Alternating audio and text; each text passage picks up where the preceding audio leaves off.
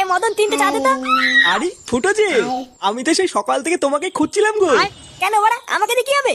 হ্যাঁ রে মদন, তুই আবার হঠাৎ ফুটোকে খুঁজছিলিস কেন? আরে পল্টু কি হয়েছে জানো? আজকে সকালবেলায় ফুটো শালা এসেছিল আমার দোকানে। হ্যাঁ তাই এসেছিল তো কি হয়েছে? আর বলো না ল্যাংচা, সকালবেলায় ফুটো শালা আমার দোকানে এসে বলছে নাড়ালে 5 টাকা আর হ্যান্ডেল মারলে 10 টাকা। আমার বউটাও দুদিন ধরে বাপের বাড়ি গেছে, তাই এই সুযোগে ফুটো শালার কাছ থেকে 10 টাকা দিয়ে হালকা করে একটু হ্যান্ডেল মারিয়ে নিলাম। ফুটো, তোমার শালা যে কি সার্ভিস দিলো! কি বলি কি বাড়া? আমার কোনো শালা টালা নেই বাড়া, আলবার লোক দিয়ে হ্যান্ডেল মারিয়ে আমার শালা বলে চালিয়ে দিবি নাকি? কি বলছো কি ফুটো? আমাকে যে বললো ও তোমার শালা হয়। বাড়া ওই খানকে ছেলে থেকে তাই বলেছে? হ্যাঁ গো ফুটো, তাই তো বললো। তোরে বাচ্চা হোমচদা, পুরো গ্রামে আমার মাংস মানে গুষ্টি গুদ মেরে বেড়াচ্ছে। আজ হোমচদার গার আমি ভাঙবই।